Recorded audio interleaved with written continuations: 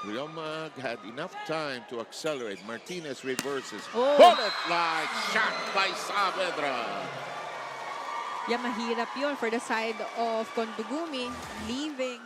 15-19. Benny Martinez sets from back row attack. Yeah. Cleanly done. Ang layo ng set sa back row. Nakita mo yung approach niya. Hinabol niya yung bola. Take a look at that again. Ang layo nga, oh. Woo! But look at his hang time. Talagang binitin yung sarili Yung para ulo. mapalo. Yung ulo ng Pasinas. Ang setter. Reverse. Tap. Donglia. And a rocket. Yeah. Ibabaw yung palo na yun ni Saavedra. Hindi pa nila nasusolve. Talking about Condugumi on how to check the attacks of Saavedra.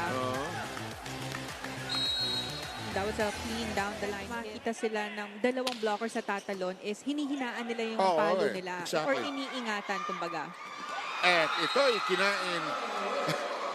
That net is the property of FU and DN Steel Ultras.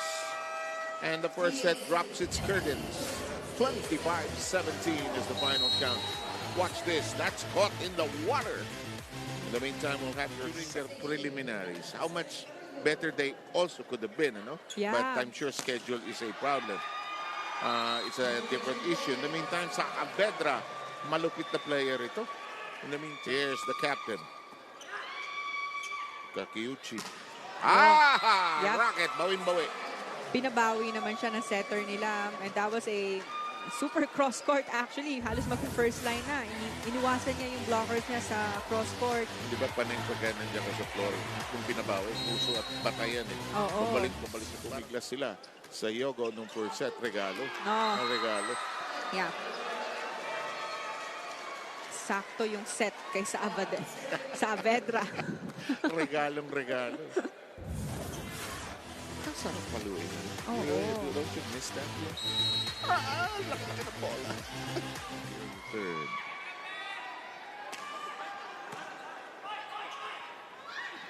Boneta set. That spins on the net. Joust coming up. Bit of a cut. Good set. Oh! Taniguchi. And Saavedra apologizes.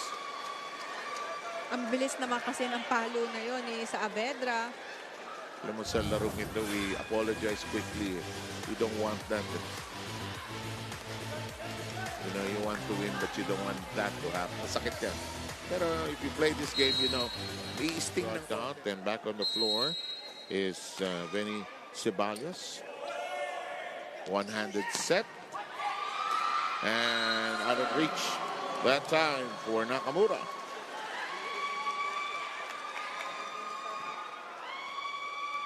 FU pulling away slightly here. 12-9 here in the third. Yeah. Coming up from a one-handed reverse set by Benny Martinez. Saavedra. Third straight serve by Talisaya. 5-point lead. That is caught by Saavedra.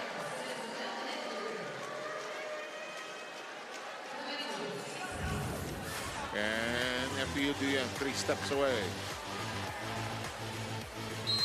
Good block. When you're blocked in a defensive stance. And we're done. Yep. Good first ball by the libero of FEU. Sakto lang sa setter kay Benny Martinez. And may combination play yun, but sinet pa rin niya sa kanyang open hitter, leaving him with only one blocker. So at the end of 3, 25-17, 25-13, and 25-18 is the final hum of the count. We'll be right back with the wrap-up.